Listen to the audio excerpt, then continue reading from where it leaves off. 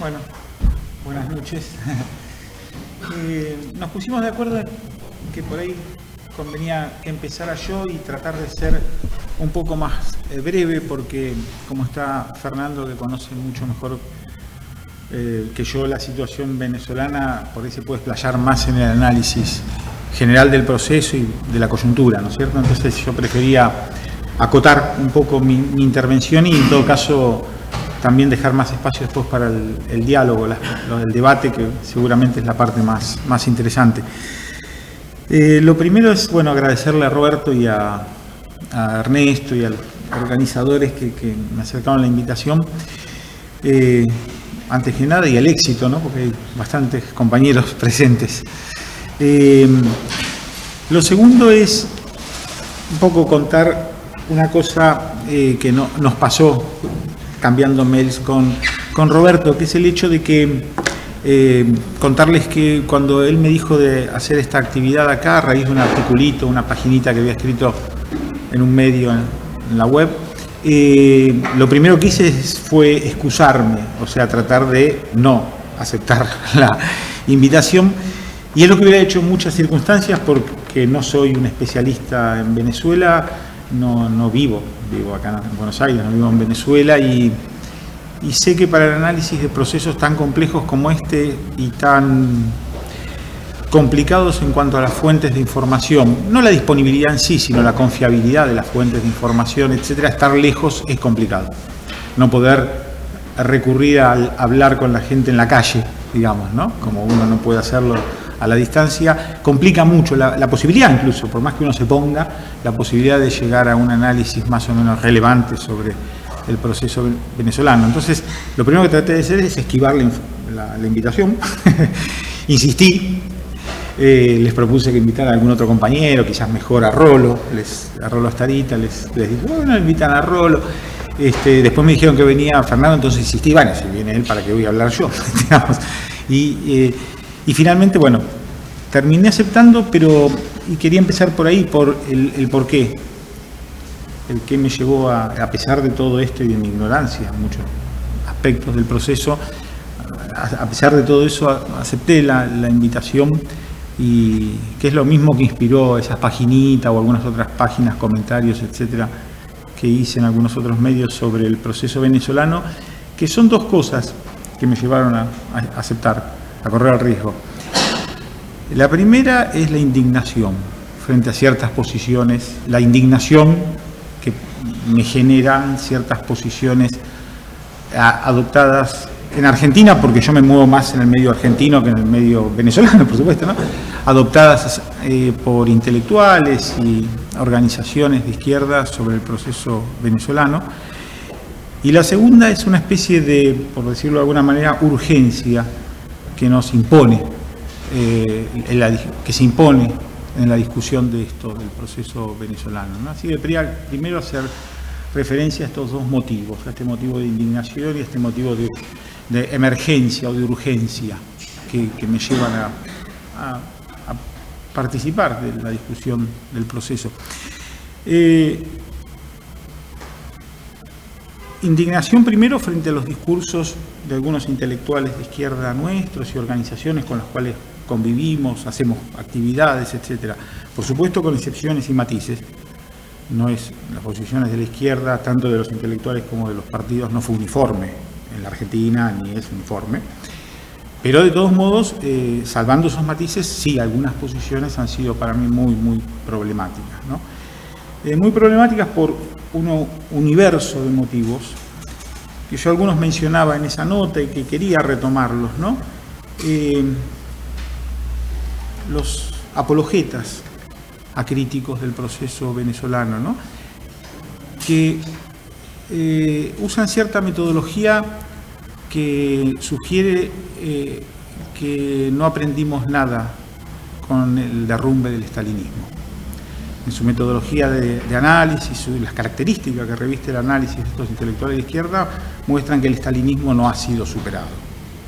Aparenta haber sido superado, pero no lo fue, digamos, ¿no? El primer recurso es la conversión sistemática de la verdad en mentira de signo contrario. una doctrina que la practicó ampliamente el estalinismo en la Unión Soviética, pero que es fascista, que viene de Goebbels, que es una doctrina fascista.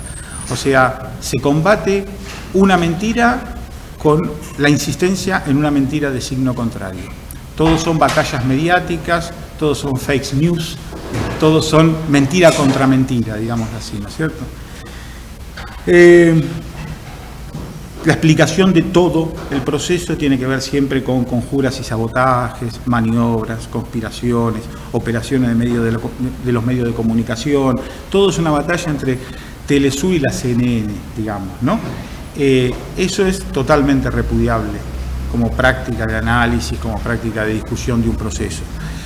Doy un ejemplo sencillito para ver a qué me refiero. Un medio. Primero un intelectual, con nombre y apellido. Atilio Borón. Si hay alguien que es un agente de la apologética en este sentido de la mentira sistemática en la Argentina, es el famoso Atilio Borón. Es un militante de la mentira, de la denuncia de conspiraciones por donde existan. Entonces, un ejemplo de un intelectual típico, el señor Atilio Borón. Un ejemplo de el mismo tipo de procedimientos en los medios.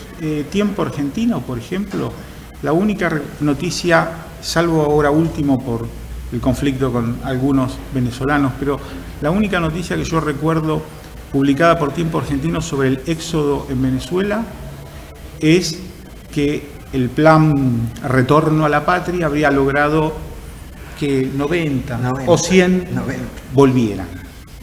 Eso es mentira. O sea, si la única noticia es esa y no los 3,5 millones que se fueron, eso es mentir militantemente. A ese tipo de recursos me refiero, ¿no es cierto? Eso es mentir militantemente. Cuando la tapa aparece como noticia proveniente del problema del éxodo en Venezuela, que volvieron 90 y no apareció nunca que se habían ido 3,5 millones, hay un problema. Estamos mintiendo, estamos convirtiendo la mentira, la verdad en una mentira contraria. Si la CNN dice una cosa, entonces nosotros mentimos con la otra, o una mentira contraria para tratar de compensarla en una lucha entre mentiras que no contribuye, no hace a ningún análisis y es vergonzoso, digamos, ¿no? El segundo punto es una cosa que tiene quizás que ver también con lo primero, pero que tiene implicaciones éticas muy, muy fuertes, que es el negacionismo, el ocultamiento, sobre todo del sufrimiento popular en Venezuela, como si eso no existiera, como si pudiéramos nosotros hacer un análisis sin tener en cuenta las consecuencias sociales del régimen vigente, la miseria hiperinflacionaria, digámoslo así, extrema, el colapso de la salud, de los servicios, la represión, las persecuciones, el propio éxodo masivo. Ignorarlo, el negacionismo, como se negaron los campos de concentración en la Unión Soviética, era un ejemplo mucho más brutal, de la Unión Soviética seguro, no estoy comparando, pero la actitud es la misma, es el negacionismo, el negar la existencia del sufrimiento, y eso es complicidad desde un punto de vista del análisis, desde un punto de vista ético, es una actitud cómplice con ese sufrimiento. Ignorarlo, negarlo, hacer como si no existiera, digamos, ¿no? El tercer elemento, que alguna vez lo habían señalado ya otros compañeros, recuerdo algún debate con Rolo Escarita, por ejemplo, de Rolo con otras personas, es que todos este tipo de actitudes frente al proceso venezolano de nuestros intelectuales, etcétera, tampoco son tan inocentes. Tampoco son tan inocentes porque efectivamente la chequera con respaldo en la renta petrolera funcionó en América Latina, y en cierta medida muchos de estos intelectuales, no todos, algunos son honestos, pero muchos de estos intelectuales aprovecharon la chequera sustentada en la renta petrolera.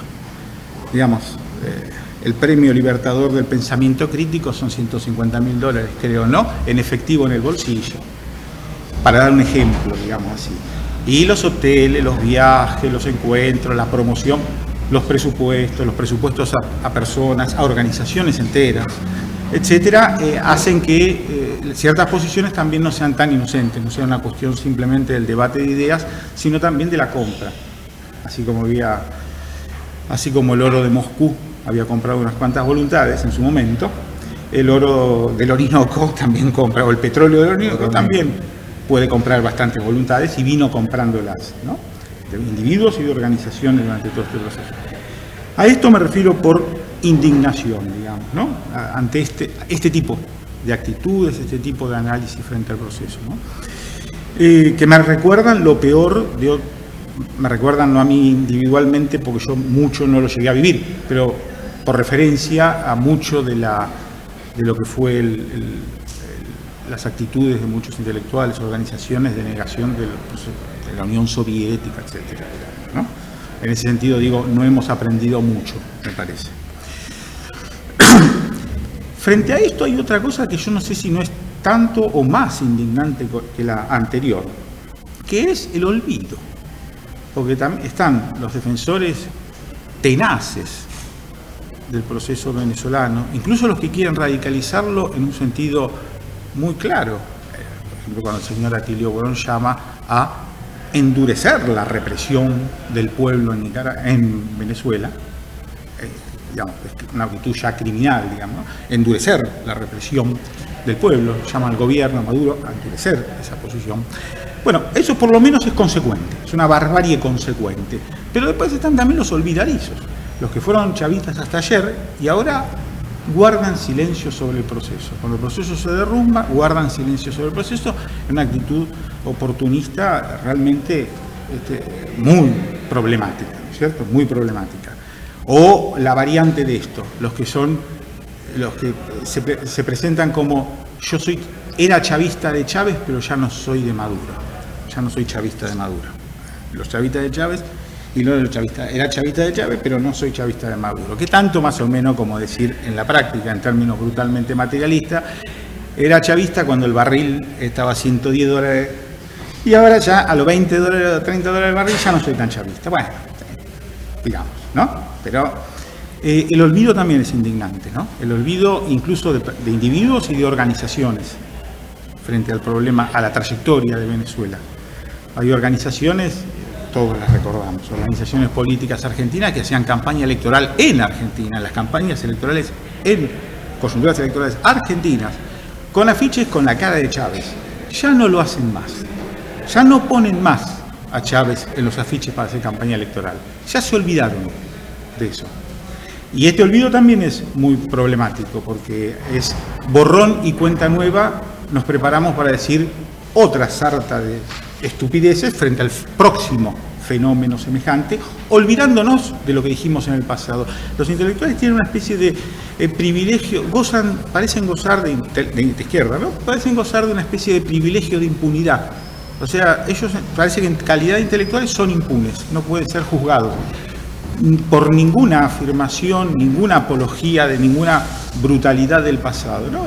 Queda en el olvido todo eso y empezamos de nuevo. Ante el nuevo proceso empezamos de nuevo. Charlábamos de casualidad en el auto, un ejemplo característico de eso. ¿Quién se acuerda hoy de todos los intelectuales y organizaciones, intelectuales argentinos de izquierda que hablaban del socialismo verde de Gaddafi? Lo digo así y ¿qué? ¿Qué es el socialismo? ¿Qué sé yo? ¿Qué es el socialismo verde? No, sí, apoyaban el socialismo verde de Gaddafi, lo tomaban como un modelo socialista. Gaddafi terminó en la zanja y todos se olvidaron del socialismo verde de Gaddafi. ¿Sí? Y así con cada proceso histórico. Y borrón y cuenta nueva, beneficio de impunidad, digamos, sobre lo afirmado en el pasado. Esto también me parece indignante y me lleva a que me parece que hay que discutir estos procesos, estos olvidos, digamos, ¿no? Bueno,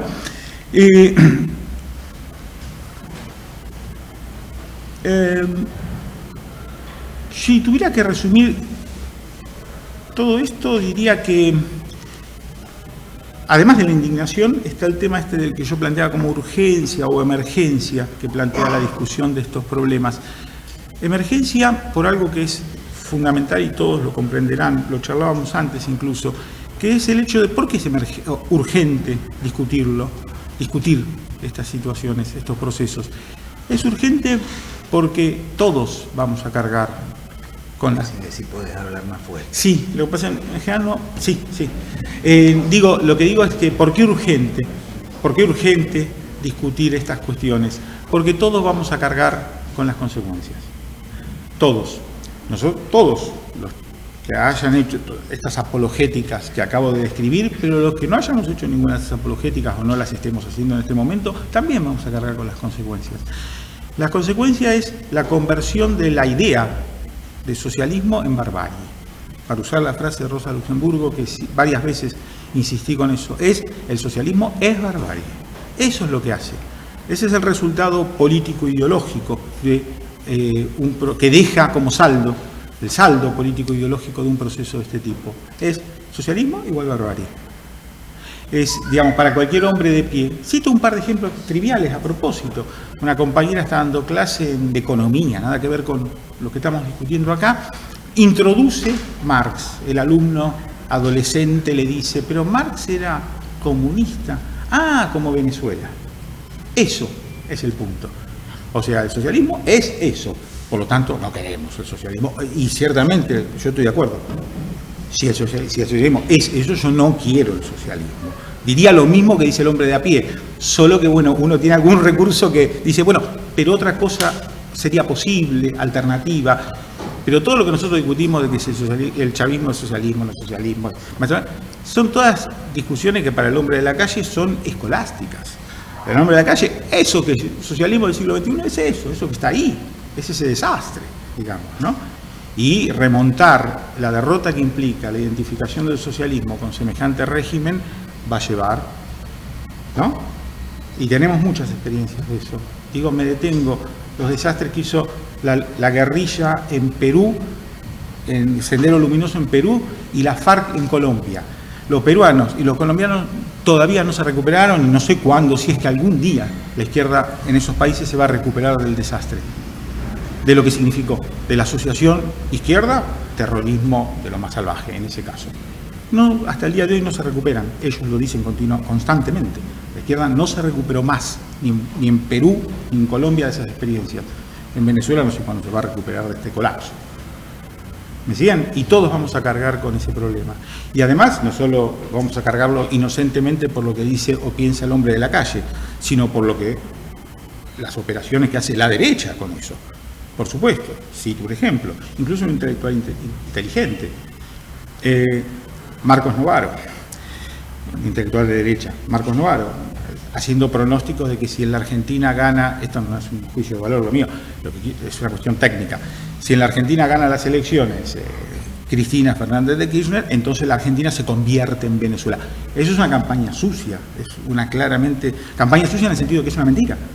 Una mentira técnicamente hablando, nos guste o no guste, no tiene nada que ver, no hay ningún escenario de conversión de un eventual gobierno, nuevo gobierno kirchnerismo en un socialismo, en un chavismo, digamos así. Es una maniobra aterrorizadora de la derecha.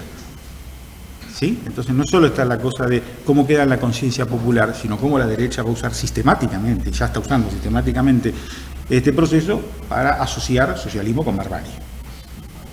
Y frustrar no ya cualquier alternativa socialista, sino cualquier alternativa que no sea la derecha, digamos así, ¿no? Eso es lo del problema de la urgencia, ¿no? Y eso también se parece a la Unión Soviética, ¿no? O sea, la Unión Soviética nunca nos recuperamos del desastre soviético todavía hasta el día de hoy la izquierda, ¿no? Y esto plantea esto como esta discusión como una discusión urgente, necesaria para enfrentar este problema, ¿no? Y lo último, y ya así cumplo con la palabra de ser cortito. ¿Qué es eso? Lo voy a decir en abstracto, y porque después Fernando lo va a analizar mucho más en detalle. ¿Qué es eso que se nos vende, como se nos vendió como socialismo del siglo XXI?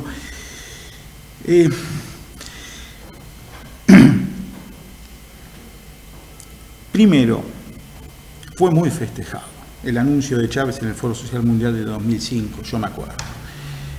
A partir de ese momento, la gran ventaja del chavismo había sido reinstalar, me acuerdo de la expresión, reinstalar en la agenda política latinoamericana el problema del socialismo. La palabra socialismo, decía. Ese fue el discurso cuando en el 2005, en el Foro Social Mundial, a principios del 2005, Chávez habló del socialismo. Bueno, obviamente de todo eso no quedó nada, ¿no? El efecto no fue un efecto progresivo de reinstalación del socialismo en la agenda, sino lo que acabo de mencionar, una nueva igualación del socialismo con barbarie. Eso fue el saldo de la instalación del socialismo en la agenda latinoamericana en esa coyuntura. Si uno lo analiza en términos de discurso, ¿qué es el socialismo? Bueno, no hay manera. Francamente, no hay manera de extraer del discurso chavista, de Chávez o de cualquiera de ellos o de los intelectuales que lo rodean, algo mínimo, algo que no sea una mezcolanza de cosas impresionante, carente básicamente de sentido. La mezcla de Dieterich con Cristo, con Juan Domingo Perón, con Trotsky, con Gramsci, con la propiedad privada, pero no con fines egoístas, y con vaya uno a saber cuánta cosa. De todo eso no se puede sacar nada acerca de la naturaleza del socialismo del siglo XXI, salvo un conjunto de incoherencias discursivas, una tras otra. Lo único interesante del discurso acerca del socialismo del siglo XXI, para mí, el discurso en sí, su contenido, sus significantes, digámoslo así, no tiene sentido analizarlo, francamente. Lo que sí tiene sentido es la forma del discurso. Eso es más interesante. El formato del discurso, ¿no? El líder, hablándole a las masas, durante 8 horas seguidas, sí dice algo sobre la naturaleza del socialismo del siglo XXI. Después de la cita de Perón, de Trotsky, todo eso es un despelote que uno no puede sacar de ahí nada en limpio. Pero sí puede uno sacar en limpio la posición de la enunciación, la relación entre el que habla y el que escucha, ¿no es cierto? El que habla es el líder, habla 8 horas seguidas, diciendo todas estas cosas, pero habla 8 horas seguidas, y los otros tienen que escuchar semejante cosa durante 8 horas. Esa relación líder-masas entre el que habla y el que escucha, sí es más interesante, ¿no? De analizar, y sí dice un poco más sobre la naturaleza de lo que está en juego ahí, que el propio discurso y el contenido de ese discurso, ¿no? A mí me gusta, siempre me acuerdo cuando pienso en esa relación, el Preguntando Caminamos de su comandante Marcos, ¿no? Preguntando Caminamos es una frase que intenta construir otra discursividad que no es la del líder hablando 8 horas seguidas a las masas, digamos, ¿no? A las masas pasivas, por supuesto, que escuchan. Eso acerca del tema del discurso, ¿no es cierto? 2 cosas más sobre el origen y la naturaleza. A mí me da la impresión, me lo confirmará, no lo charlamos Fernando, pero que en su origen este asunto del socialismo del siglo XXI es una especie de recurso discursivo, como tal, ¿no? Discursivo, de una especie de radicalización de un régimen populista, lo voy a definir como populista después, de un régimen populista que se radicaliza frente a una coyuntura adversa. Frente a la coyuntura, digo, del golpe de Estado del 2002 hasta el referéndum, me parece, fallido del 2004. Me parece que hay una coyuntura conflictiva para el chavismo y, bueno, vence, se impone sobre la oposición y hace ese proceso de radicalización. Cuando digo radicalización no quiero decir viraje hacia la izquierda ni nada, quiero decir radicalización del populismo previo, se convierte en un populismo más radicalizado, más autoritario, etcétera. Digamos, como un efecto de un conflicto, de un momento de conflicto, una coyuntura de conflicto fuerte, una radicalización posterior. Me parece que ese es el origen de todo este malentendido del llamado socialismo en el siglo XXI, ¿no? Un mecanismo, una reacción de reafirmación, un recurso para la reafirmación de una camarilla en el poder, a través de radicalización. Algo parecido, entiéndanme, con las enormes distancias, ¿no? Me parece que sucedió acá en Argentina después del conflicto y el momento, la coyuntura compleja con las limitaciones, no estoy comparándolo de ninguna manera, la naturaleza del proceso, digo solo el mecanismo del conflicto del 2008. Efectivamente, todo el kirchnerismo es un invento retroactivo para salir del conflicto político del 2008. Antes no existía.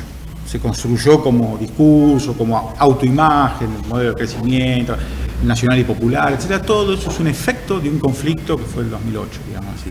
Me parece que en el caso venezolano hubo ese conflicto, ese momento, esa coyuntura conflictiva del 2002-2004, y un recurso de reafirmación por radicalización posterior de esa camarilla en el poder que estaba allí presente, ¿no? Y con el curso posterior, ¿no? Agravándose sistemáticamente, sobre todo durante la década pasada. Y la naturaleza misma del proceso, no, digo, Yo hablé recién de populismo, nacionalismo. Me parece que de todos los regímenes, de todos los procesos que se vivieron en América Latina a partir de fines de los 90, de post-crisis del neoliberalismo, o sea, las crisis que se dan en el neoliberalismo, los procesos progresistas, populistas, como los quieran llamar, que se dan en América Latina, el chavismo es el más estrictamente parecido al populismo clásico, ¿no? Al populismo más en su forma más clásica, digámoslo así. Esto tiene que ver con muchos aspectos, empezando por el que acabo de mencionar recién, el esquema líder masas, el apoyo en el ejército, esas características del populismo más tradicional en Argentina, mucho más tradicional, en América Latina, mucho más tradicional que los otros, por ejemplo que el nuestro, que la década kirchnerista, etcétera. No, es un populismo muy remozado, digamos. El otro, el venezolano, es un populismo muy puro, digamos, muy tradicional como fenómeno, ¿no? No tiene nada que ver con el socialismo, por supuesto, es cierto.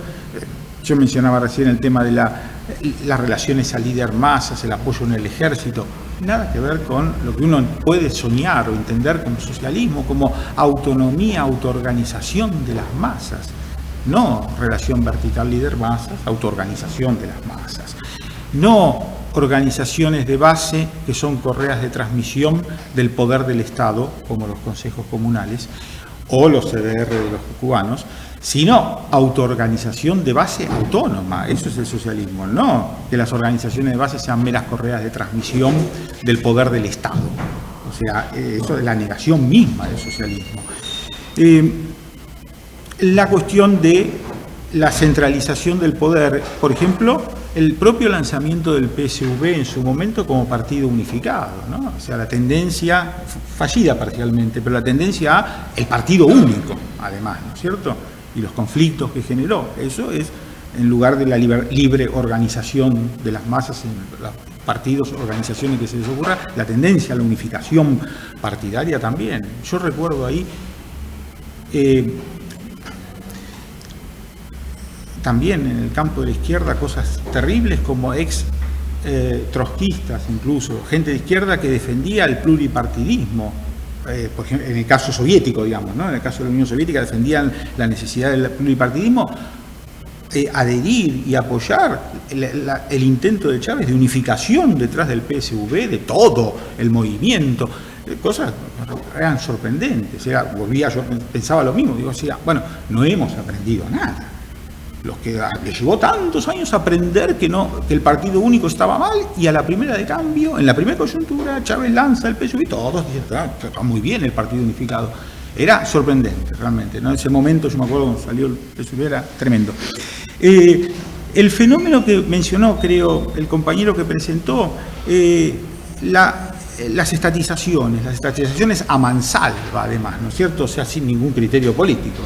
Se estatiza alguna cosa, todo, lo que sea, digamos, lo que ande por ahí suelto. Tampoco eso tiene nada que ver con el socialismo. La estatización per se no tiene nada que ver con el socialismo. Y la estatización, en principio, lo único que hace, per se, es reemplazar la lógica irracional de la competencia y de la ganancia capitalista por la lógica igualmente irracional de la burocracia del Estado capitalista. Es el único efecto de una estatización. A largo plazo, su efecto es el colapso de la producción y de todas las empresas estatizadas, por supuesto. El colapso que ahora presenciamos, ¿no es cierto? Porque en esas condiciones, socialización no es estatización. No, son conceptos diferentes. La estatización del Estado burgués conduce normalmente al colapso de las empresas estatizadas, a la incompetencia, a la ineficiencia y eventualmente la quiebra. Es un proceso lógico, esperable, digamos, y no tiene nada que ver eso con el socialismo. El énfasis, y cierro con esto, desemboca en un colapso productivo. El énfasis, la asociación extraña que se produjo en la mente de alguna gente entre socialismo y distribución, incluso yo estaría dispuesto a poner en discusión también. Distribución o mecanismos de redistribución estatales, de asistencia social, básicamente, digamos, ¿no? Con las misiones, etcétera, etcétera.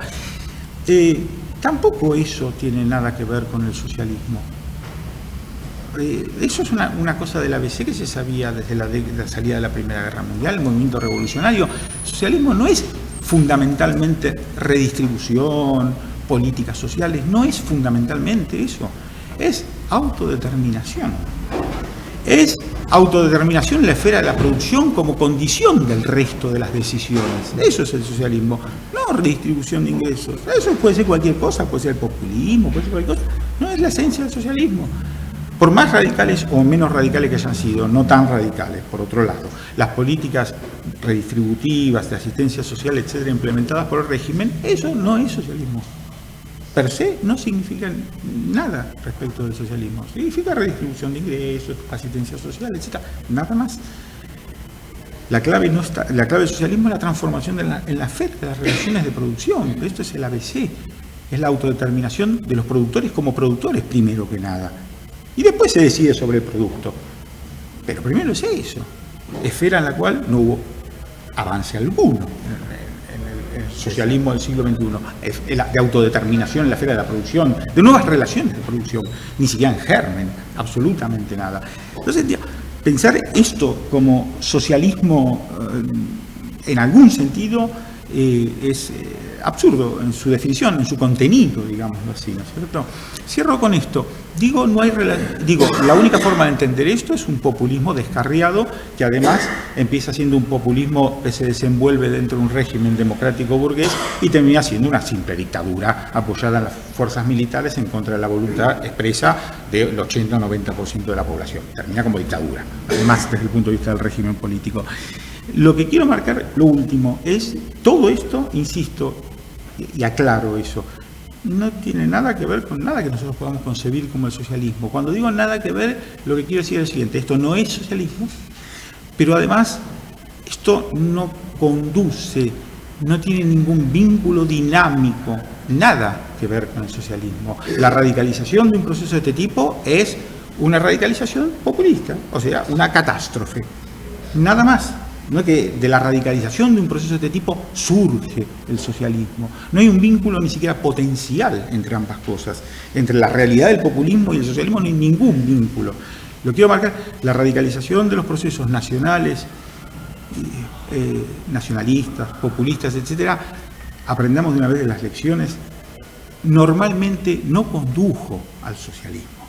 Condujo, en los casos de liberación nacional, a la constitución de estados nacionales burgueses, no al socialismo normalmente, y estos procesos de populismo dentro de la esfera de estados nacionales ya constituidos no condujo normalmente al socialismo, no conduce.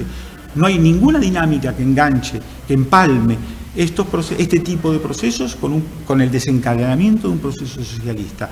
No hay manera de demostrarlo históricamente, no existe ese vínculo. Eso quiero decir cuando digo que esto no es socialismo. No lo es en los hechos, por supuesto, esta descripción no lo es, pero no lo es tampoco potencialmente, dinámicamente, no empalma un proceso con el otro, son procesos diferentes. Eso es lo que quiero marcar. Bueno, cierro con esto, bien abstracto y de definición por ahora, y vamos a lo de Fernando, que seguramente es más preciso. Muy agradecido con Roberto y el equipo aquí, y Ernesto y toda la gente que me invitaron de nuevo para una segunda charla. Yo voy a comenzar primero por un marco teórico de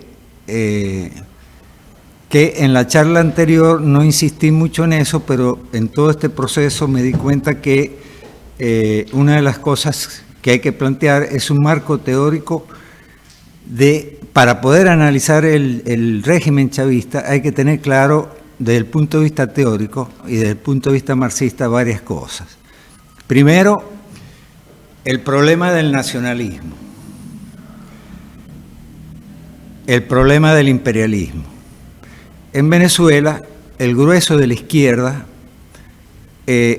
tiene como contradicción principal imperialismo-nación, que termina en definitiva en una posición nacionalista y se olvida, saca fuera de todo el contexto de Venezuela, que la contradicción central es capital-trabajo.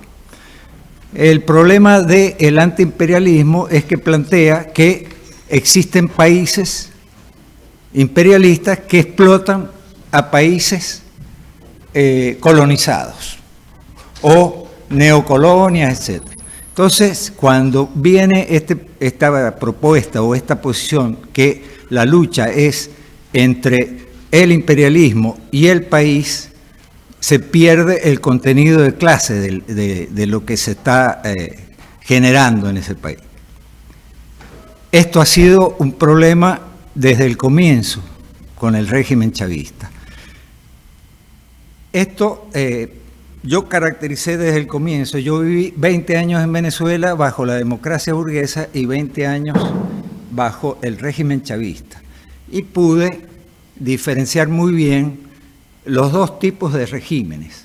Y además, toda mi experiencia desde el año 68 hasta que salí exiliado a Venezuela, lo viví un periodo del 68 hasta el 73. Fui y estaba en Córdoba dentro del peronismo. Después llegué a la conclusión que lo único que estaba haciendo era luchar para que volviera Perón, no por el socialismo. Y cuando rompo con el peronismo fue en Ezeiza, cuando estuve en la masacre de Ezeiza, cuando el viejo Perón en la noche dijo: la culpa la tiene la izquierda peronista. Yo dije, aquí este viejo se va a la mierda, yo no quiero saber más nada con esto. Y reafirmé esa posición porque en el año 74 yo caí preso en la época de Onganía, Leviston, estuve en el sur. Ahí tuve la suerte de estar en la cárcel con la gente de Citrac-Citram, Gregorio Flores, no sé si lo han sentido nombrar, Tito Flores. Después voy a contar una anécdota sobre él. Y también estuve en la cárcel de Rawson con casi todos los mártires de Trelew y todos los que se fugaron en esa época. Y aprendí mucho ahí. Aprendí mucho. Lo que descubrí es, bueno, que la lucha armada no tenía sentido. Y comencé a preguntarme, cuando rompí con el peronismo, por qué diablos yo me había fascinado esa idea. Y comencé a analizar el fenómeno peronista, sobre todo el periodo 1946-1955, y ahí viene la definición que Alberto la llama populismo, que sería más o menos lo mismo, pero yo lo llamo bonapartismo. Bonapartismo quiere decir que es un régimen de poder personal. En la oposición hablan mucho de autoritarismo competitivo, populismo autoritario, pero yo lo resumo en algo que Trotsky usó mucho para analizar el fenómeno del fascismo en Alemania, todo el proceso, que es el bonapartismo. Y esto surge desde Napoleón I, o sea, Napoleón Bonaparte, desde 1799 hasta 1814, se define el bonapartismo como un régimen absoluto de poder personal absoluto que se basa en las Fuerzas Armadas, se basa en las policías, se basa en el dominio completo de todo el aparato administrativo del Estado y, en el caso del chavismo, la formación y la organización de un ejército paramilitar que controla absolutamente los barrios populares a tiro limpio en Venezuela. Entonces, está el asunto del antiimperialismo, el nacionalismo y la caracterización del régimen. Cuando sube Chávez, la conclusión mía es, bueno, aquí viene un nuevo Perón y con un planteamiento antiimperialista, un planteamiento muy confuso al comienzo, pero para mí, como venía con la experiencia anterior, inmediatamente identifiqué que eso era un populismo que no iba a llegar a ningún sitio o un bonapartismo burgués. Lo que más me asombró a mí en Venezuela, yo milité como 8 años en el PCT venezolano. Aquí somos varios que venimos de esa corriente, Ernesto, el mismo Alberto, que hemos pasado por el MAS, el PCT, el morenismo, etc.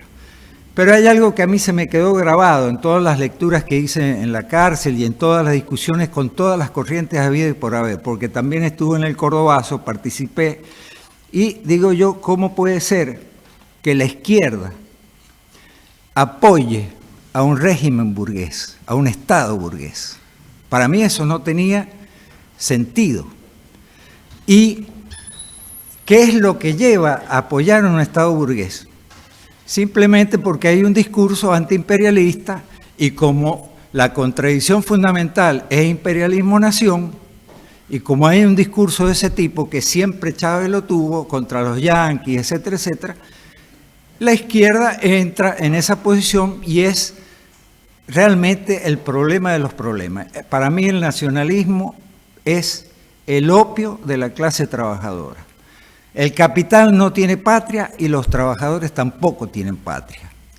Da lo mismo que esté la Fiat o la Ford o la Chrysler o cualquier empresa gringa o europea, en cualquier lado lo mismo explotan a los trabajadores igual que una empresa nacional. Y existe en la izquierda, en mucha izquierda, que cuando habla de algo dicen están expoliando nuestras riquezas, cuando es algo que yo no sé, yo no soy dueño de ninguna riqueza porque los que tienen y están son los dueños de los medios de producción son los burgueses. Entonces comienza aquí un problema serio con el problema de las estatizaciones. Alberto dijo la estatización no tiene nada que ver con el socialismo. Y yo, para eso, da la casualidad que traje una cita muy buena de Engels en el Anti-Düring.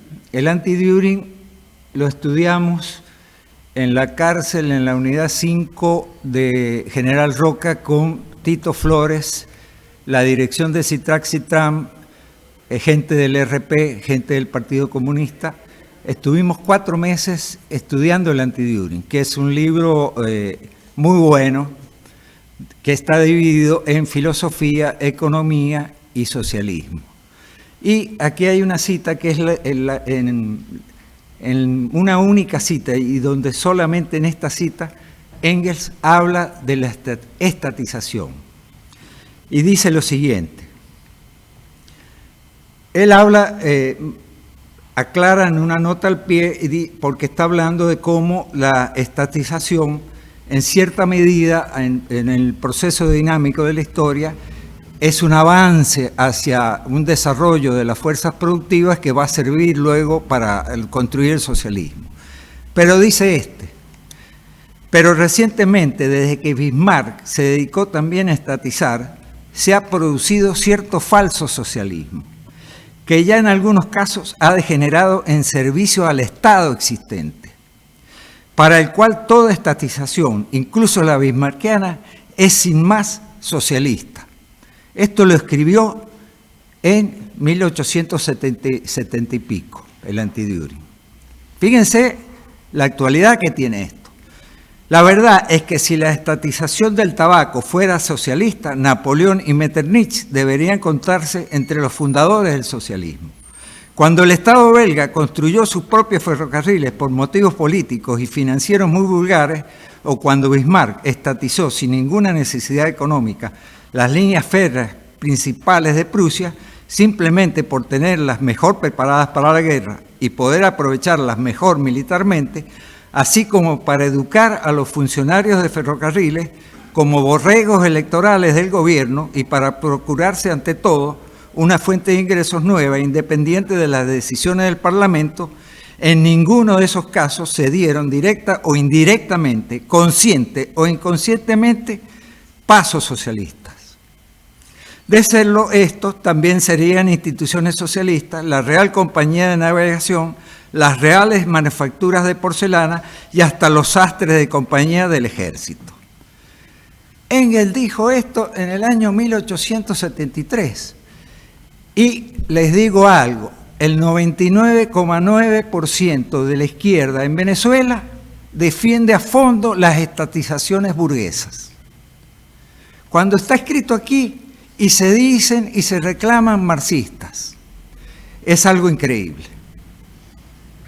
Increíble, increíble.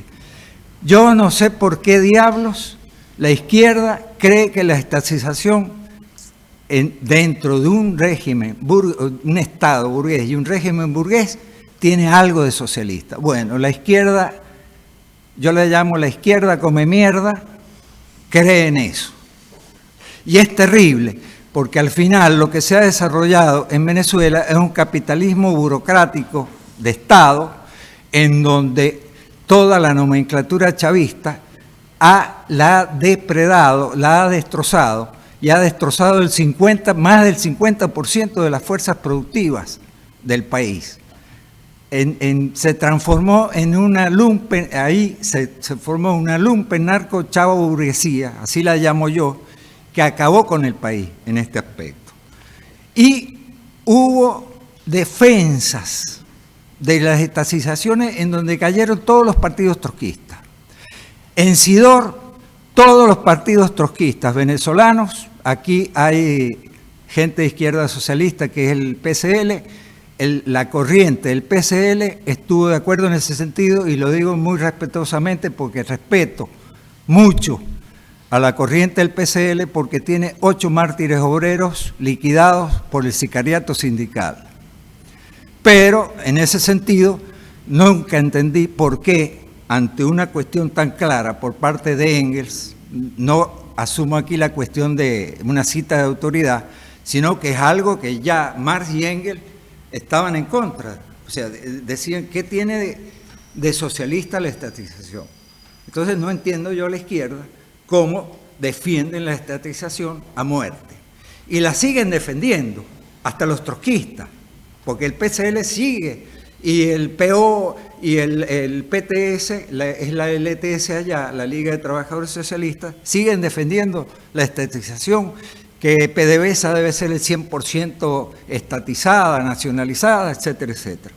Cosa que a mí me da lo mismo si la tiene, porque allá está todas las compañías petroleras de Europa y de Estados Unidos están metidas en Venezuela, en empresas mixtas, en donde en una ley de hidrocarburos del año 2001 permitía la formación de empresas mixtas. Entonces, ¿dónde está el antiimperialismo? ¿Dónde está toda la cuestión que plantean la izquierda en este aspecto?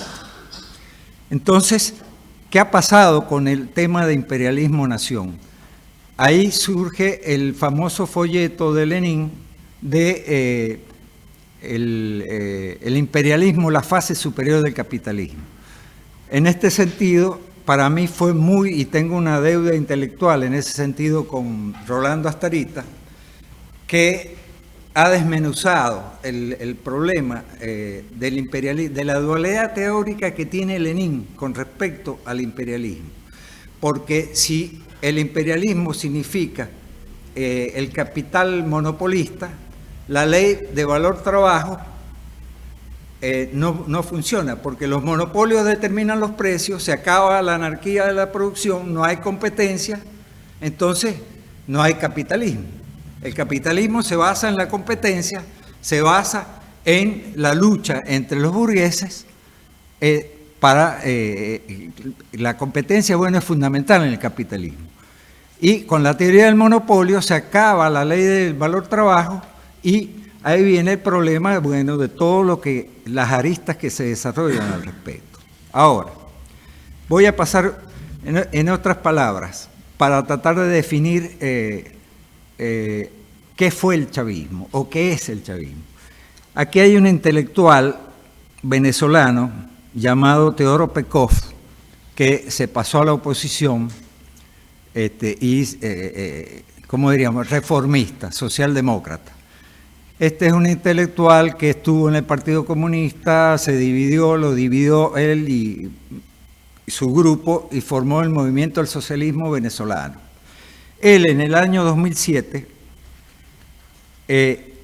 escribió una editorial en un periódico que él escribía, la editorial Siempre, ¿Quién apoya a Chávez?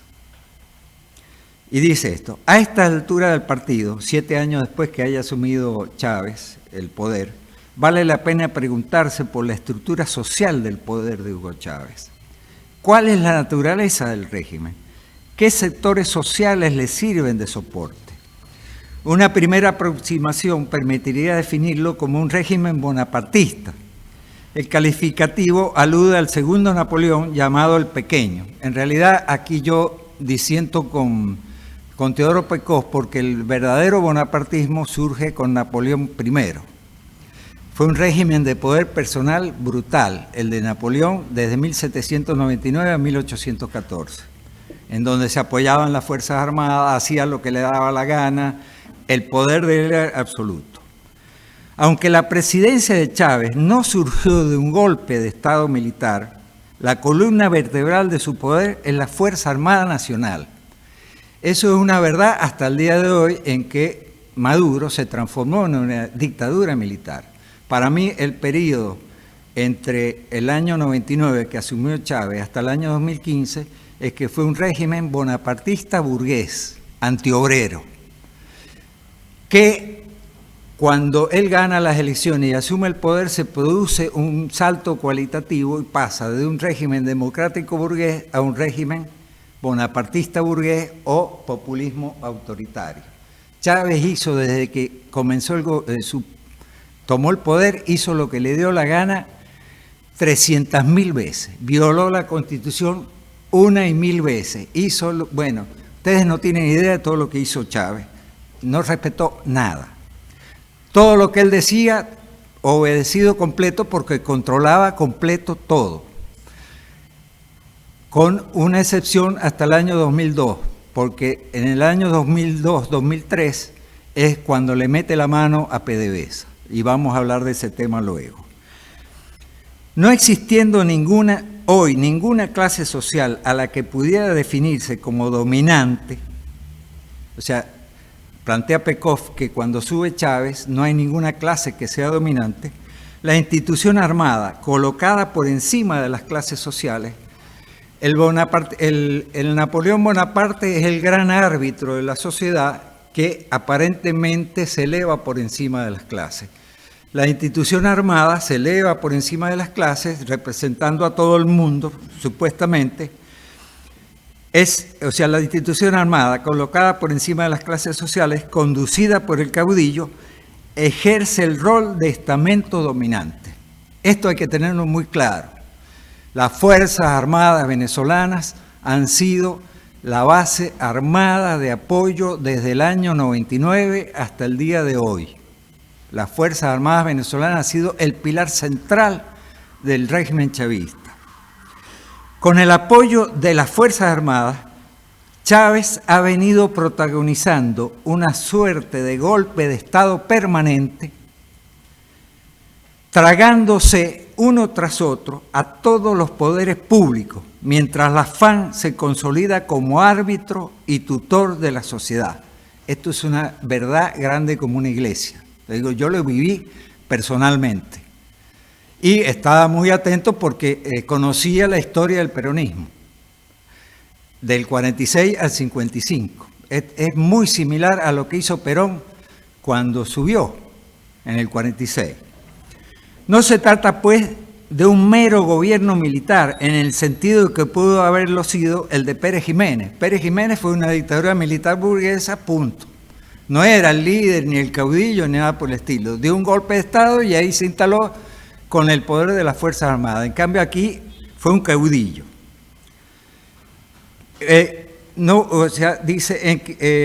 No se trata pues de un mero gobierno militar en el sentido que pudo haberlo sido el de Pérez Jiménez, que en última instancia era vicario de intereses económicos sociales predominantes, incluyendo los del imperialismo gringo de entonces, sino de un régimen militar relativamente autónomo respecto de clases sociales. Aquí hay que aclarar de que Venezuela no es una colonia, no es una neocolonia.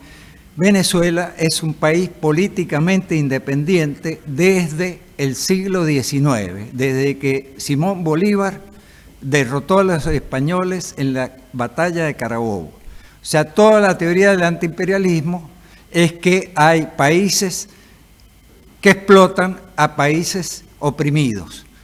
Venezuela, desde que se independizó de los españoles, nunca ha sido un país, una colonia ni un país oprimido. Siempre ha sido políticamente independiente, pero económicamente dependiente. Entonces, no es una colonia, no es una neocolonia. Entonces, el nacionalismo, la defensa de la nación para la izquierda no tiene ningún sentido. Simón Bolívar cumplió con la tarea de la liberación nacional. No hay pendiente en este momento ninguna tarea de liberación nacional en Venezuela. Todo lo que la izquierda, el grueso de la izquierda dice que Venezuela está controlada y se liberó del imperialismo con el chavismo, es una mentira total, como habla aquí Alberto. Mentiras que engañan. Ahora, ¿qué dice Pekov? Pero simultáneamente posee una fuente de legitimidad de origen popular. Aquí viene Lázaro Cárdenas. Lázaro Cárdenas fue el Bonaparte mexicano de 1930 y pico, surgido a raíz de la Revolución Mexicana de Pancho Villa Zapata. Surge Lázaro Cárdenas como un Bonaparte con un gran poder personal que su base social era el campesinado. ¿Qué dice respecto a la base social Pekov? No son ni la clase media ni la clase obrera los cimientos del poder chavista. El peronismo, Perón, su base social, todas las consecuencias las estamos viviendo hasta ahora. La base social de Perón fue la clase trabajadora. Fíjense la diferencia. Lázaro Cárdenas, campesinado, Perón, la clase trabajadora. Y vamos aquí, ¿cuál es la base social del régimen? ¿Cuál fue? Porque ya se acabó esa base social. Dice, no son ni la clase media ni la clase obrera los cimientos del poder chavista. Pero sí es en esa inmensa masa de población urbana que pudiera denominarse pobrecía. Hay gente que habla del pobretariado. El pobretariado es el sector social que apoyaba a Chávez, donde se encuentra la viga maestra de la fuerza social que respalda al régimen. No es una clase social propiamente dicha, sino el resultado de la desintegración social provocada por una economía petroestatal incapaz de absorber las porciones crecientes de venezolanos que cada año ingresan al mercado laboral, estimados hoy en unos 400.000. La población económicamente activa en Venezuela, la informalidad, ahora debe ser más por encima del 60%. Imagínense la pobreza en los cerros, la locura que hay en este momento en Venezuela. Esa fue la base social.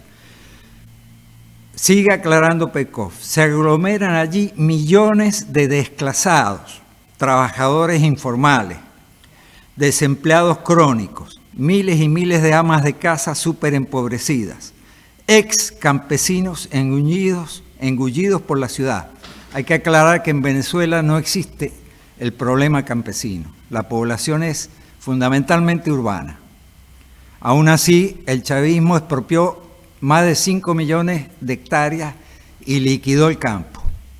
Lo barrió con el campo.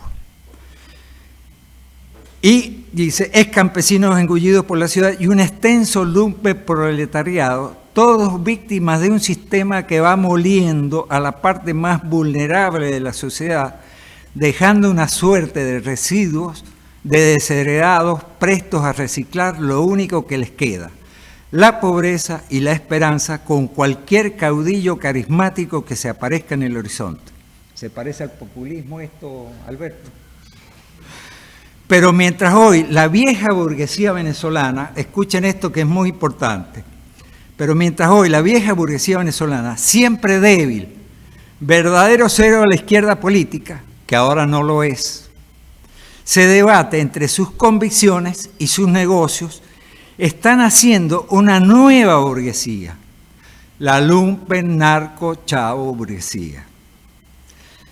Llamémosla una nueva burguesía, llamémosla burocrática, la acumulación primitiva en la cual se origina, la acumulación primitiva entre comillas la pone, en la cual se origina, está en la corrupción administrativa.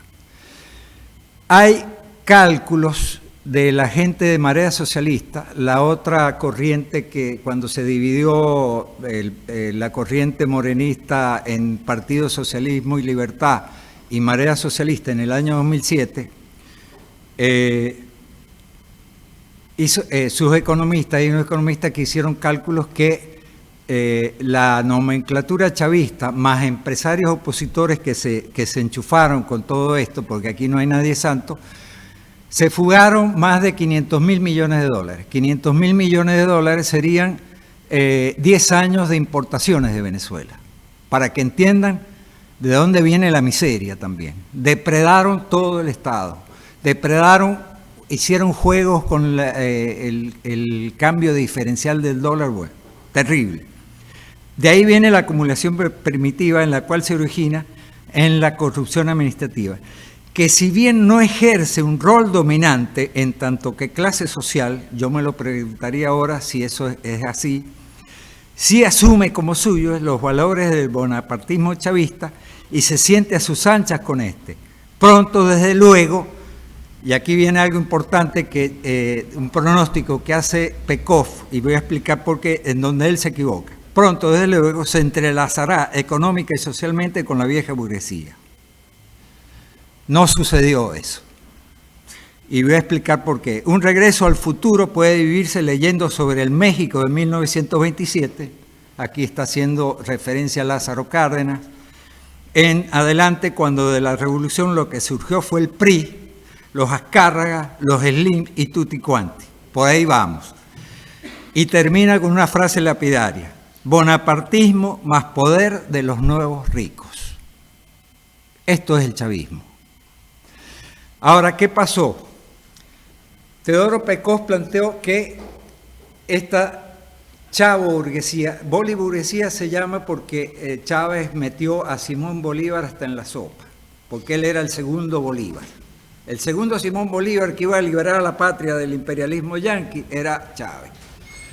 Y se la llama boliburguesía porque todo es bolivariano, la República Bolivariana, todo. Entonces, hubo un periodista que le puso boliburguesía, que es un sector emergente. Y aclaro aquí que Venezuela es un país minero que vive de la renta petrolera. La renta petrolera es la que el Estado es que ha creado la burguesía y no la burguesía al Estado. O sea, siempre la lucha por el poder del Estado ha sido feroz en Venezuela porque ahí es donde está el ingreso mayor. Y ha sido una lucha permanente, pero siempre surgieron, cuando agarraba algún sector, surgieron nuevas fracciones de la burguesía que luego se unían con la vieja burguesía. Ahora, ¿qué pasó con el chavismo? Que el negocio fue tan brutal, fue la renta petrolera que el chavismo captó, fue de tales dimensiones que el cálculo es que en este periodo tuvo más dólares que en toda la historia de la renta petrolera anterior. Entonces, cuando vieron la cuestión que era tan fuerte, no quisieron unirse, sino seguir en su propio negocio. Ahora, esa es la caracterización que para mí es absolutamente clara. Populismo autoritario, bonapartismo, no sé en qué estarás en desacuerdo ahí, Alberto. Totalmente de acuerdo. Yo lo llamo bonapartismo porque para mí el populismo es algo muy difuso, no sé. Bonapartismo es Napoleón Bonaparte, punto, y es repetición. Pero vamos aquí a algo que quiero hacer hincapié, como por qué Chávez y el régimen chavista ha sido siempre profundamente antiobrero. A ver. Escuchen esto. Y esto está en internet. O sea, yo no entiendo por qué la izquierda no lee cosas. Un artículo que se llama Libertades sindicales en Venezuela en los comienzos de la Quinta República, que lo escribió Gregorio Salazar, que era el dirigente del Sindicato Nacional de Periodistas. Hubo un historiador, Agustín Blanco Muñoz, que que le gusta sacar libros de la Universidad Central de Venezuela de Habla tal fulano. Y aquí escribió un libro en donde entrevistó a Chávez hasta el cansancio, Habla el comandante. Escuche esto, lo que dijo Chávez 6 meses antes de las elecciones. Dice Chávez, si no logramos la gobernabilidad, si no logramos transformar la estructura y el cuadro de fuerzas en el Congreso y en el Poder Judicial y los factores reales, la CTV, decir la CTV es decir la CGT cuando era poderosa. La CTV venezolana, en manos de la Acción Democrática, paraba el país. Cuando quería lo paraba. Eran burócratas, podridos, empresarios, todo lo que quisieran, pero paraba el país. La CTV, por ejemplo, que hay que demolerla. No habremos hecho nada si no la demolemos a la CTV. Pero ahora, ¿cómo demolerla a la CTV? ¿Cómo desmontarla? Con constituyente popular, con fuerzas que lleguen de verdad allí para desmontar todo eso. Si esto no es un ataque antiobrero, 6 meses antes de que ganara las elecciones estaba muy claro Chávez. Contra la CTV. Es como si aquí Macri dijera, voy a acabar con todas las centrales sindicales. ¿Qué pasaría con la izquierda aquí si Macri dice, vamos a acabar con todas las centrales sindicales y los sindicatos? ¿Qué diría la izquierda aquí? Bueno, la izquierda de esto no dijo nada en Venezuela. Transcurrido más de 2 años de aquella afirmación, en el acto de creación de la Fuerza Bolivariana de los Trabajadores, porque Chávez siempre quiso, como Perón, vamos a hablar aquí de Perón. Perón, cuando asumió en el 46, quien lo postuló como presidente fue el Partido Laborista de Cipriano Reyes y no me recuerdo el otro. ¿Qué? Bueno, ¿qué hizo Perón? Pasado un año así, se acabó. Vamos a hacer el partido peronista y el que no entra en esto, fuera. Y inventó una cuestión con Cipriano Reyes y Cipriano Reyes fue preso y fue liberado con la Revolución Libertadora en el año 1955. ¿Qué hizo Perón también? Acabó con los sindicatos comunistas, acabó con los sindicatos socialistas y acabó con los sindicatos anarquistas y creó la CGT, regimentada estatalmente. Chávez hizo lo mismo, pero peor. Aquí dice, 2 años después, cuando ya era presidente, la batalla está servida. A la CTV vamos a demolerla. No vayan a pensar los señorones de la CTV, es que nosotros estamos haciendo aquí solo calistenia, oratoria, o que hemos venido a pasar un fin de semana en Caracas. No, dicen que guerra avisada no mata soldados, pero nosotros nos damos el lujo de anunciar nuestras guerras. Una de las próximas guerras que viene es contra la CTV y la vamos a demoler. Imagínense a Macri que diga, vamos a demoler las centrales obreras aquí. Macri sería feliz si no tuviera aquí las centrales obreras, dirigidas por los dirigentes más podridos que ustedes se pueden imaginar. Esto la izquierda no lo vio. Estaban felices porque Chávez, el luchador antiburocrático sindical mayor, era el presidente de una república burguesa. Yo le decía a gente de la corriente trotskista, morenista, le digo, señores, pero dense cuenta lo que está pasando aquí. No. Y comenzó la guerra. La constituyente del año 1999 de Chávez introdujo un artículo donde está el 4º poder electoral, porque Chávez inventó, además de los 3 poderes, el ejecutivo, el legislativo y el judicial, inventó el poder electoral, que están al mismo nivel, y el poder moral, porque una vez se le ocurrió a Simón Bolívar en 1820 crear un poder moral en contra de la corrupción y no sé qué. Nunca sirvió para nada eso. Pero metió en la Constitución el artículo 293, párrafo 6, en donde le da la potestad a el poder electoral del Estado burgués a organizar y administrar las elecciones sindicales.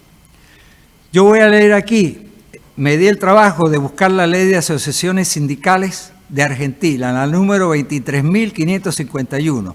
Artículo primero, segundo, tercero, cuarto, quinto, sexto, séptimo. El séptimo es que no puede haber ninguna discriminación de religión, política ni nada en los sindicatos, y todos estos artículos se refieren a la autonomía total de los sindicatos en Argentina, que el Estado burgués no tiene nada que ver. Por supuesto, después vienen todas las trampas, pero está escrito que hay libertad sindical. Allá no, se elevó la liquidación de la libertad sindical a nivel constitucional. La izquierda de esto, ¿qué dijo? Nada.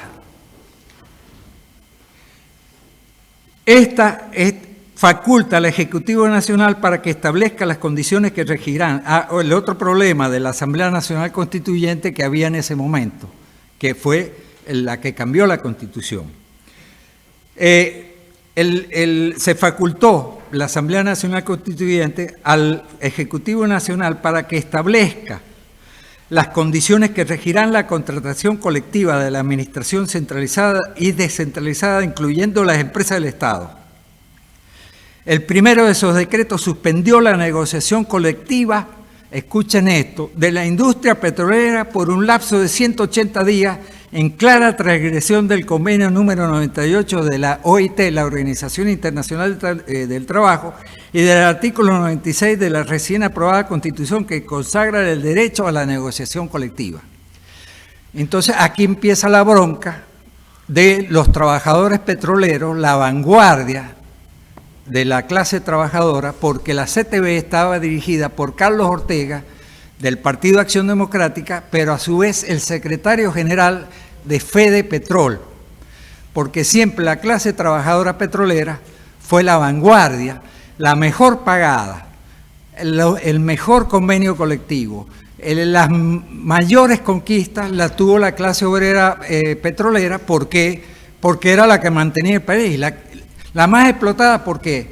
Porque producía una renta petrolera fabulosa y era la mejor pagada. Y sabían que si paraban la industria petrolera, el país se venía abajo, y se viene abajo. Un gran poder. Bueno, entonces le suspenden el contrato colectivo. Para la clase obrera petrolera esto era gravísimo. 6 meses suspendida la negociación colectiva. Luego, el contrato petrolero. El caso de la discusión y firma del contrato colectivo de la industria petrolera venezolana es el de mayor importancia y tradición en el país y que ampara a más de 40.000 trabajadores. Dejó ver en toda su magnitud hasta dónde estaba dispuesto a llegar el Ejecutivo Nacional en el desconocimiento de los convenios internacionales de la OIT y de la propia Constitución de la República en materia de libertades sindicales y del derecho a la negociación colectiva. ¿Qué pasó entonces? Otra cosa que hizo Chávez a través del Ministerio del Trabajo, porque aquí viene, a raíz de este artículo 293 y el parágrafo 6, viene la complicidad entre el Consejo Nacional Electoral, chavista totalmente, controlado totalmente por el régimen chavista, el Poder Judicial totalmente controlado por el régimen chavista y el Ministerio del Trabajo, que forma parte del Poder Ejecutivo. Entre esos tres, imagínense lo que hicieron en todos estos años hasta el año 2019. ¿Qué pasó aquí? En la discusión del Ministerio del Trabajo dio cabida a un sindicato nacional de trabajadores en la industria petrolera y sus similares, afectos al gobierno, sin que dicha organización sindical hubiera sido firmante del proyecto de contrato colectivo. Paralelismo sindical. Entonces, ¡tac! Sindicato oficialista para romper el contrato colectivo de los trabajadores petroleros de una importancia descomunal. ¿Qué hizo entonces? Ahí el Ejecutivo tenía una carta bajo la manga y dio a la luz un decreto de la Constituyente más de 2 meses después que ésta había cesado en sus funciones. O sea, terminó las funciones de la Asamblea Nacional Constituyente, pero 2 meses después la Asamblea Nacional Constituyente, que no existía, sacó un decreto en donde suspendieron las discusiones del contrato por un lapso de 6 meses o más, y luego pasó a 1 año y medio. ¿Por qué yo insisto tanto en esto? Porque la bronca del paro petrolero, que aquí los compañeros de Izquierda Socialista y el PC le llaman sabotaje petrolero, para mí fue un paro petrolero porque los trabajadores petroleros sabían muy bien a quién tenían enfrente, porque comenzó Chávez golpeando totalmente su contratación colectiva. Resulta que a raíz de todo esto, el gobierno nombra a unos delegados mediante el presidente de PDVSA y pone a una serie de delegados para que decidieran el contrato colectivo, y resulta que los delegados le salieron respondones. Fue peor. O sea, pidieron más que el burócrata Carlos Ortega, los delegados que eligieron. Entonces fue un desastre. Ahora, ¿qué pasó? Aquí viene algo importante. Llega un momento que los petroleros, ante el retraso en la firma del contrato petrolero, del convenio colectivo de los trabajadores, se enojaron tanto, porque eso pasó 1 año y medio y no había, que lanzaron un paro indefinido. Le lanzaron un paro indefinido. Y aquí pasó algo extremadamente importante. Chávez en contra del paro. ¿Y qué pasó?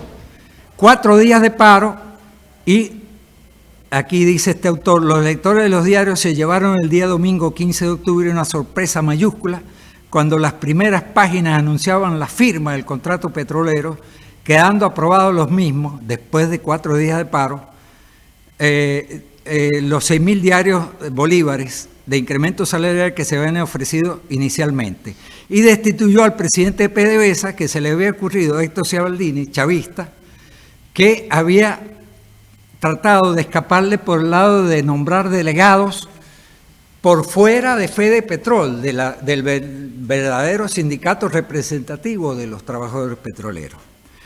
Ahora, ¿qué pasó? Que Chávez, ante ese paro,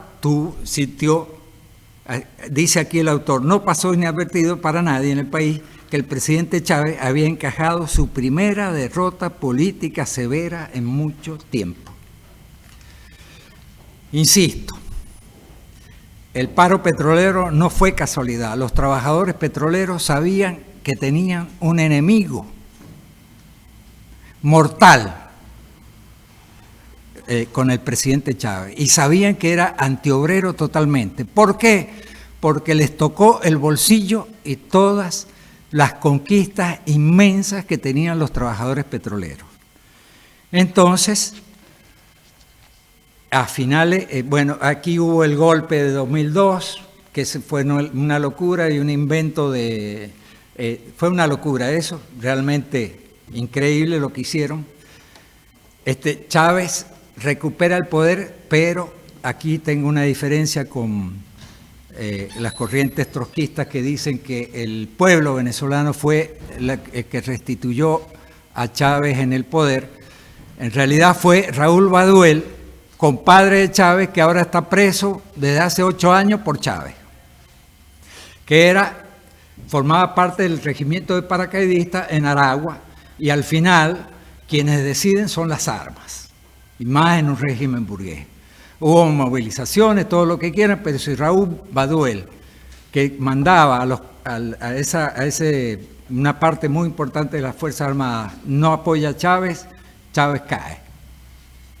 Yo en esto no creo en la fuerza de la clase trabajadora, menos en un régimen populista autoritario. Entonces, llegamos al 2002-2003. Para mí, el paro petrolero y el despido masivo más gigantesco de la historia de la clase trabajadora venezolana, 20.000 despedidos, fue el punto de inflexión, la derrota del movimiento obrero venezolano hasta el día de hoy.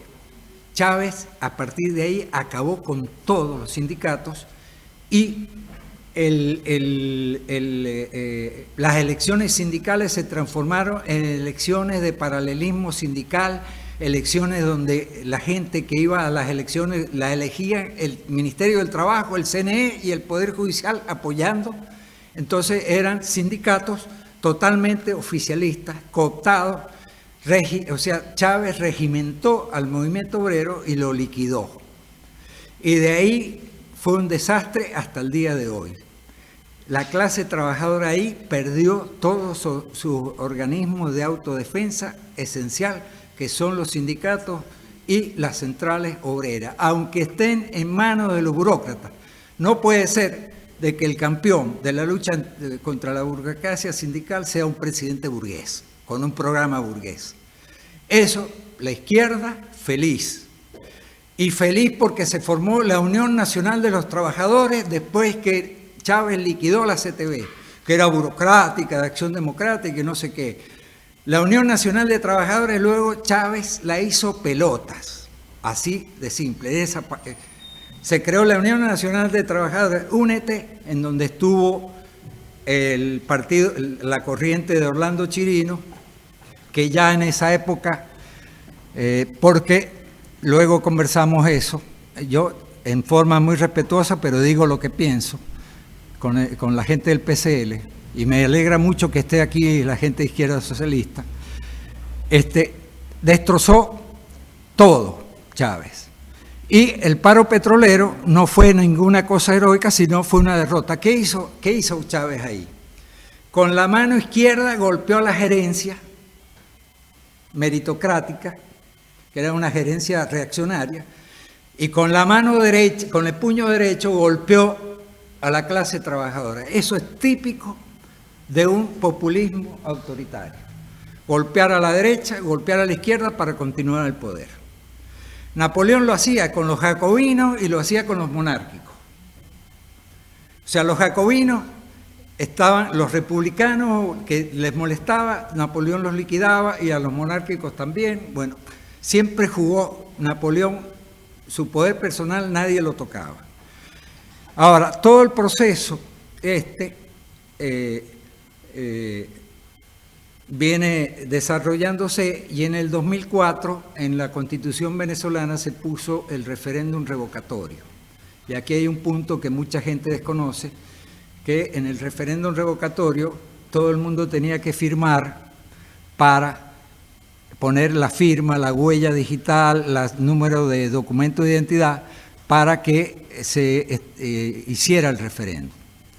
Bueno, al final, entre gallo y medianoche, Chávez alargaron, hasta que Chávez no logró la mayoría, alargaron el referéndum un año y pico, lo retrasaron, gana Chávez y ese listado de las firmas pasó a una base de datos digital y se publicó y apareció la lista Tascón. Tascón era un diputado chavista que pidió al CNE el listado y ahí se dividió, luego apareció otra lista, Maíz Santa, en donde aparecen 12 millones de venezolanos que cuando uno mete el número del DNI sale si firmaste eres antipatriota, si no firmaste eres patriota.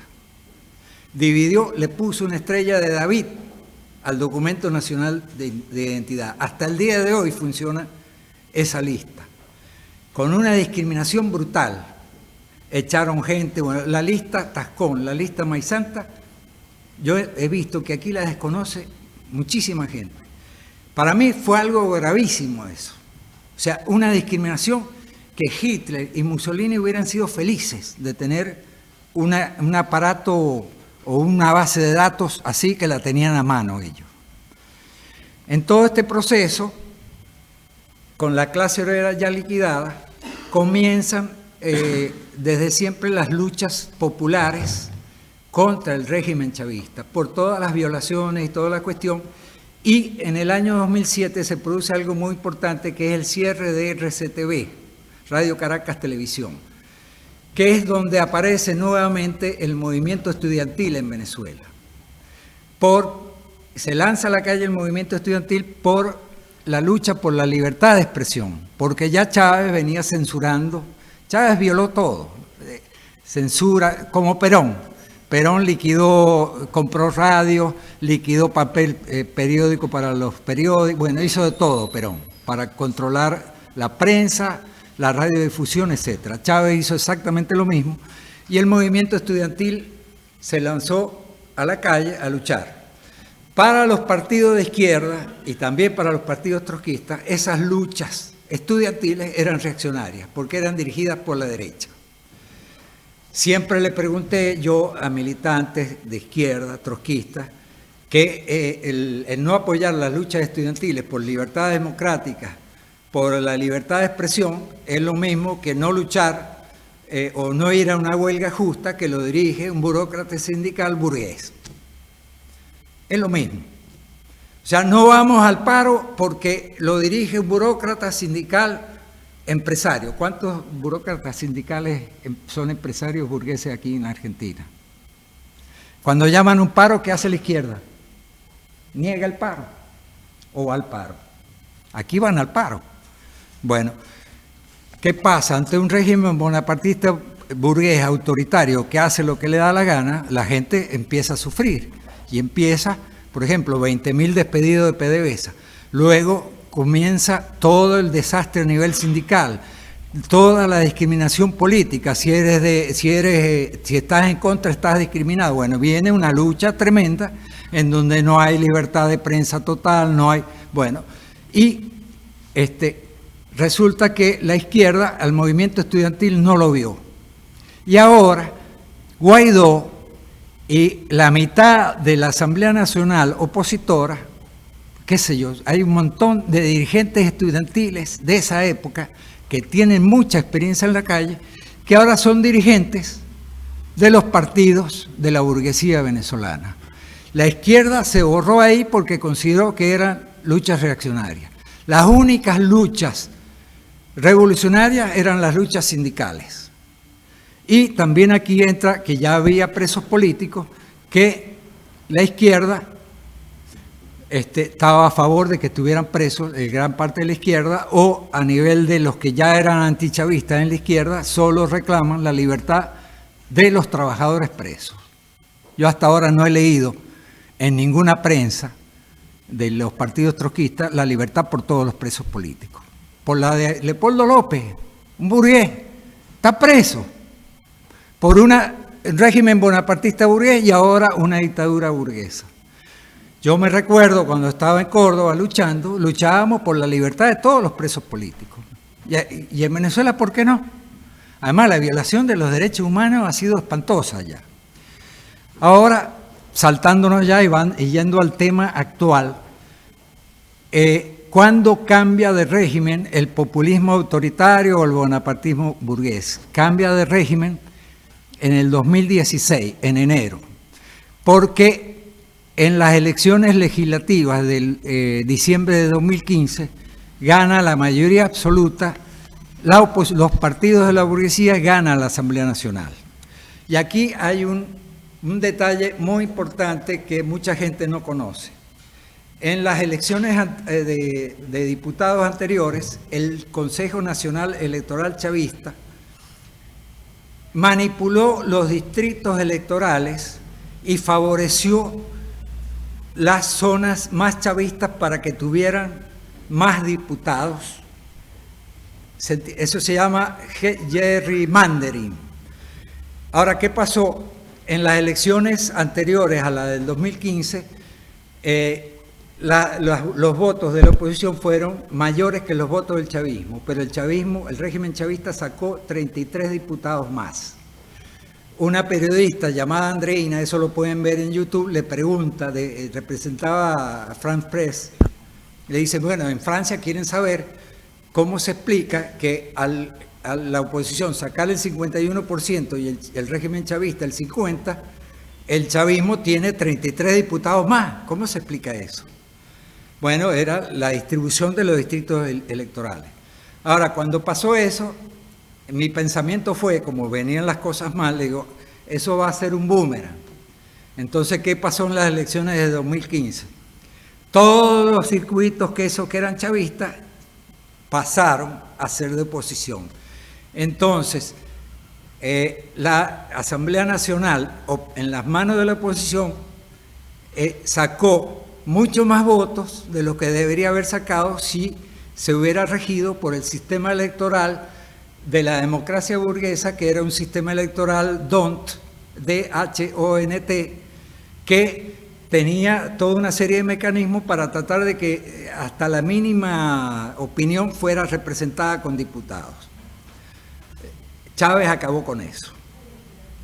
Y otra cosa que tengo que decir, todas las elecciones de Chávez, todas, elecciones plebiscitarias, todas, en la Constitución Nacional, el régimen chavista prohibió que los partidos fueran financiados a nivel electoral.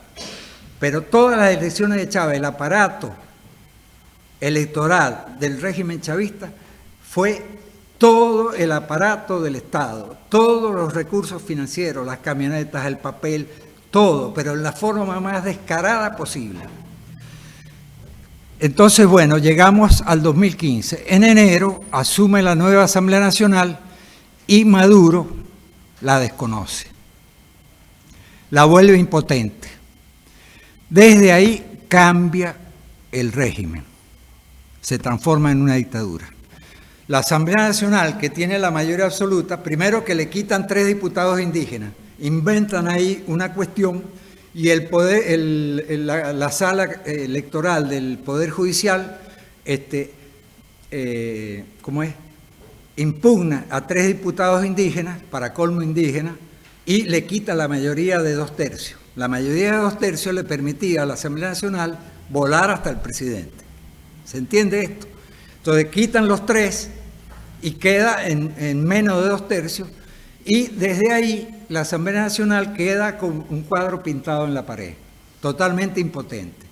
Se va desarrollando la cuestión y en el 2017 el Poder Judicial toma una serie de artículos en donde ya a la Asamblea Nacional ya la dejan liquidada.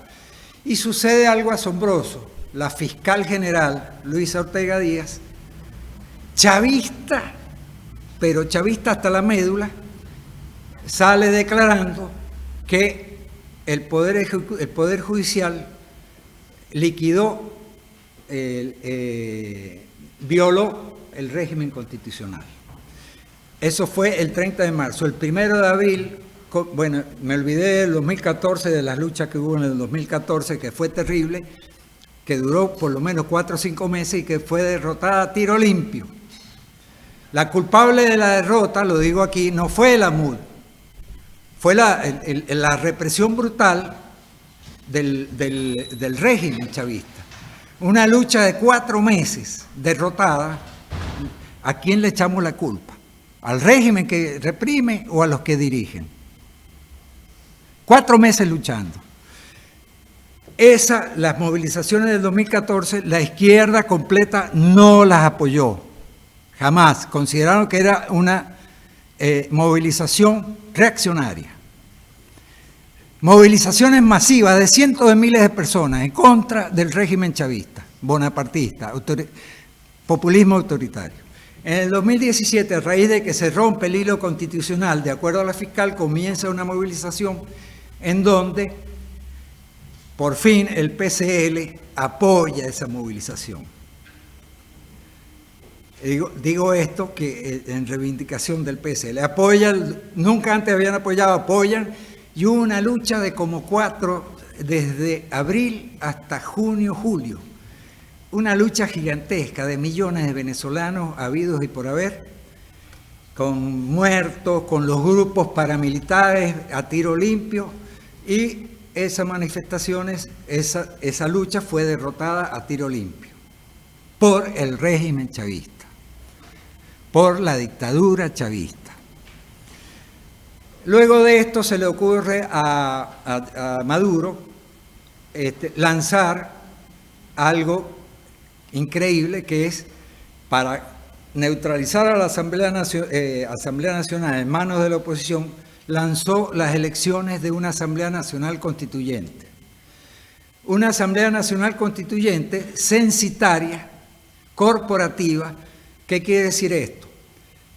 Una parte grande de los diputados eran asociaciones de empresarios chavistas, jubilados y pensionados chavistas, sindicatos chavistas, estudiantes chavistas, todos chavistas. Y se eligieron entre ellos para candidatos de diputados. Y por el otro lado, diputados por municipios. Y en los municipios más grandes pusieron 2 cargos de diputados y en los más pequeños un cargo de diputado.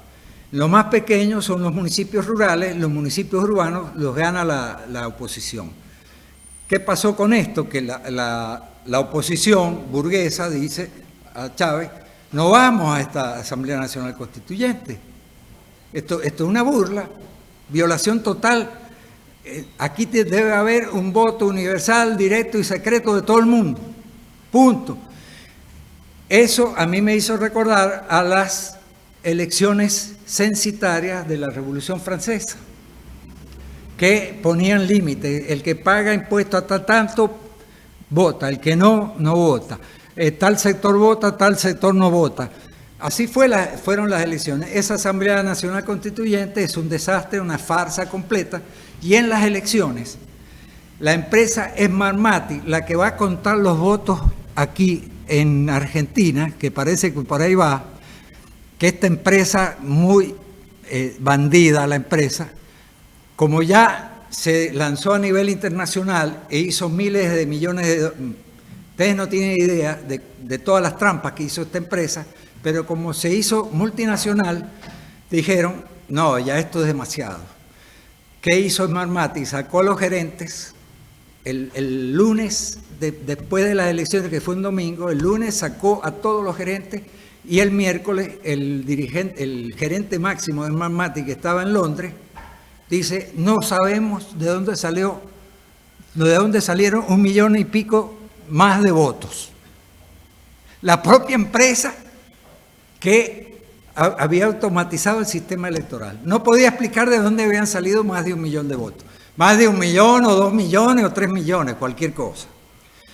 Entonces, Asamblea Nacional Constituyente es, bueno, un desastre. Y aquí viene un punto sumamente importante, que es las elecciones presidenciales de Maduro. Y aquí viene una discusión muy grande con la izquierda, sobre todo la izquierda antichavista. La LIT, la Liga Internacional de los Trabajadores, dijo y caracterizó esas elecciones como fraudulentas totales, las del 20 de mayo de 2018. El Partido Socialismo y Libertad también dijeron que eran absolutamente fraudulentas esas elecciones, o sea que no fueron legales. ¿Qué pasó en esas elecciones? El Consejo Nacional Electoral eliminó a la MUD, que era la unión de todos los partidos de oposición burgueses, formaban una coalición, la MUD. El Consejo Nacional Electoral lo inhabilitó, argumentando cualquier cosa, e inhabilitó a un montón de dirigentes políticos, porque la Constitución chavista dice que solo se puede inhabilitar políticamente a un preso con una condena firme. En Venezuela se ha inhabilitado a dirigentes políticos de la oposición desde la Contraloría General de la República, diciendo que había manejado, el dirigente de oposición había manejado mal los recursos, sin juicio, sin condena, sin nada. A Leopoldo López le hicieron eso, a Capriles le hicieron eso, a un montón. Lo inhabilitaron políticamente sin una condena firme. La Constitución es muy clara, violación total de la Constitución. Entonces, se caracterizó esa elección como fraudulenta, la LIT, el Partido Socialismo y Libertad, el Partido Obrero, nanay, como se dice en Venezuela, no dijo que había un favoritismo, esto, lo otro, Jorge Altamira, pero no dice que fue un fraude. O sea, reconoce a Maduro como legítimo, a pesar de que inflaron algunas cosas. El PTS tampoco lo reconoce como una elección fraudulenta. ¿Por qué este punto es importante? ¿Por qué? Porque el 10 de enero tenía que asumir Maduro y asumir Maduro como presidente. Y si la elección fue fraudulenta, díganme si él jura como presidente, es un presidente legítimo, siendo que la elección fue declarada fraudulenta no solo por la oposición, sino por muchos países en el mundo, que cuando vieron el desastre de esa elección, en donde era el caballo del comisario, porque siempre, el dicho ese de que siempre gana el caballo del comisario ahí es el régimen chavista, y el Consejo Nacional Electoral chavista, completo. Entonces, si esas elecciones son fraudulentas y es una dictadura, y viene Maduro y se juramenta como presidente, el artículo 233 de la Constitución chavista, burguesa, porque es una constitución burguesa que defiende la propiedad privada y el capitalismo, dice que si hay una ausencia absoluta del presidente, tiene que asumir la presidencia interina el presidente de la Asamblea Nacional. Si hubo fraude, Maduro no es presidente, es un usurpador. Entonces aquí ha habido una falta de lógica de la izquierda increíble, sobre todo la izquierda antichavista, porque la izquierda estalinista aprueba cualquier cosa. O sea, esa ha sido cómplice de todos los crímenes y toda la cuestión. Pero asombra que la izquierda antichavista, la que reconoció que era una dictadura, que era un fraude y que era una dictadura, cuando Guaidó se juramenta, dice, se autoproclamó. Y de acuerdo a la constitución burguesa del régimen chavista, la propia constitución del chavismo dice que todo aquel que viole la constitución, que usurpe la constitución, todo venezolano, investido o no de autoridad, tiene que luchar contra ella. Esto es como el artículo 21 de la Constitución argentina, que dice que todo argentino tiene el deber de armarse contra quien viole la Constitución argentina. Y viene esto de la Constitución de Estados Unidos. O sea que la teoría de los dos demonios no existe aquí. El que se metió en la guerrilla en la década del 70 y cumplió con la Constitución. ¿Se entiende esto? Entonces, ¿qué pasó ahí? De acuerdo a la Constitución burguesa, si Maduro fue elegido en las elecciones fraudulentas, Guaidó es el presidente de Venezuela, señores. No se autoproclamó. Entonces aquí viene la discusión de la izquierda que pone en el mismo nivel al régimen chavista y a la oposición, porque hay que entender algo. El régimen chavista está aquí con su dictadura y todo el resto del pueblo y la burguesía opositora están aquí, con 800 presos políticos, con torturas.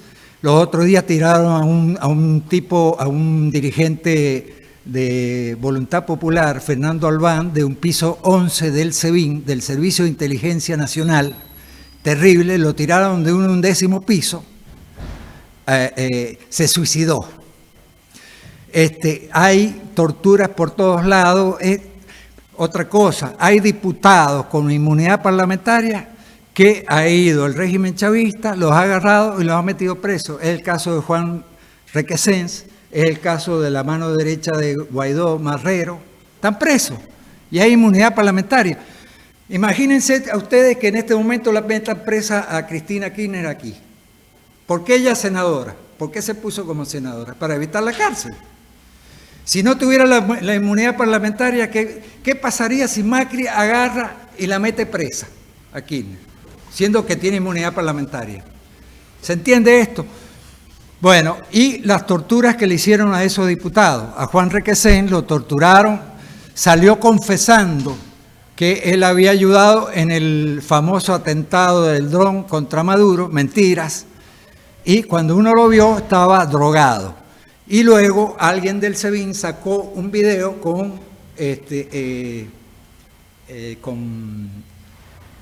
el diputado en calzoncillo, con excrementos en el calzoncillo, y le decían, date vuelta para acá y date vuelta para allá, y uno le veía la cara, yo soy médico, y dice, este está drogado, evidentemente.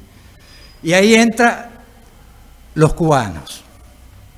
Los cubanos están metidos a fondo ahí y han asesorado al régimen chavista en la represión durante 20 años. Cada vez que Chávez viajaba a Cuba, venía asesorado por el mejor sistema de seguridad y de represión que es el régimen cubano. Una cosa que me olvidé respecto al paro petrolero. Hay un video. Si tienen un teléfono inteligente,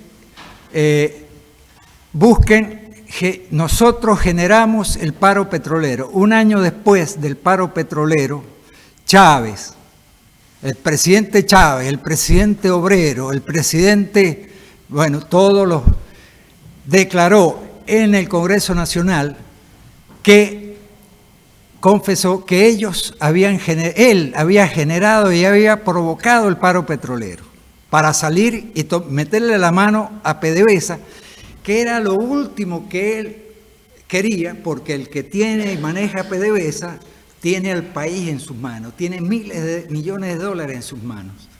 Y ese fue el objetivo central de Chávez cuando vota a los 20.000 trabajadores de PDVSA. Hay que también decir que luego de la votada, de la echada masiva del paro petrolero, de los 20.000 trabajadores petroleros, Chávez amenazó una y mil veces a toda movilización de huelga de trabajadores. Dice, le voy a aplicar, yo tengo mano dura, y le voy a aplicar lo mismo que apliqué en PDVSA.